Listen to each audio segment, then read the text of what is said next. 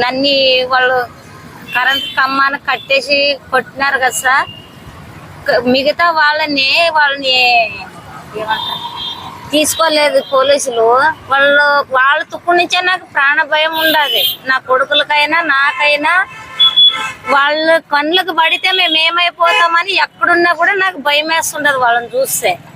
అందుకని వాళ్ళని సీరియస్గా వాళ్ళని అరెస్ట్ చేయమని అడుగుతున్నాను. వీళ్ళు సాకలు వాళ్ళని 9 మందిని మాత్రమే చేసినారు. వాళ్ళు ఎప్పుడైనా ఊర్లో పోయినా వాళ్ళ తుక్కు నుంచి అయితే